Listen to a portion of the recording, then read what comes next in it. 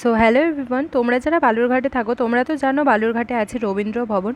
তো রবীন্দ্র ভবনের সামনের একটা বিল্ডিংয়ে আমরা ছিলাম, আর এখান থেকে রবীন্দ্র ভবনে দেখছিলাম। আর এই যে গাড়িটা তোমরা দেখতে পাচ্ছ, এই গাড়িতে কে এসেছে বলো তো? দাঁড়াও, একটু পরেই বলছি।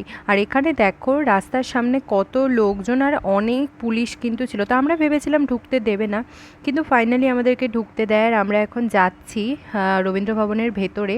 তো দেখো আমরা কেমন দৌড়ে দৌড়ে উঠছি সিঁড়ি দিয়ে, মানে বিশাল এক্সাইটেড ছিলাম দেখার জন্য। তো দুজনেই খুব দৌড়ে দৌড়ে উঠছিলাম, আর উঠে ফাইনালি আমরা চলে আসি ওপরে। আর দেখো কত লোকজন, মানে বিশাল লোকজন, বিশাল।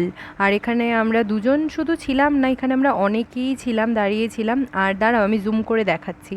এই দেখো, তোমরা কি চিনতে পারছো বলো তো এটা কে? হ্যাঁ, এটা মিঠুন চক্রবর্তী এসেছিল আমাদের বালুরঘাটে।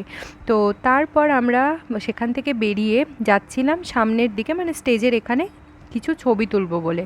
তো এখানে তো বিশাল ভিড়, ভিড় ঠেলে আমরা চলে আসি ওপরে। আর ওপর থেকে ফাইনালি দেখতে পেয়ে যাই।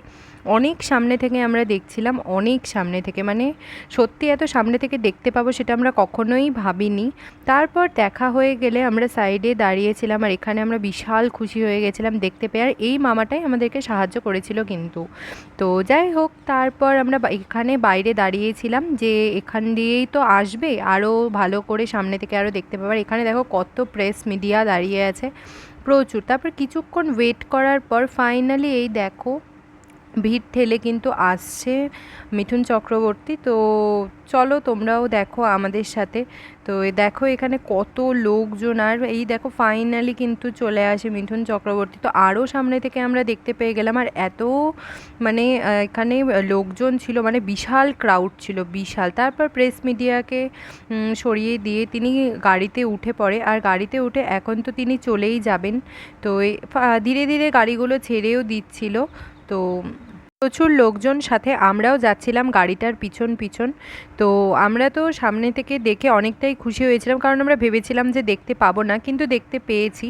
তারপর এখানে যত লোকজন ছিল সবাইকেই জলের বোতল আর মিষ্টির প্যাকেট কিন্তু দিচ্ছিল, আর আমরাও কেন বাদ যাবো, আমরাও দুজন পেয়ে গেছি।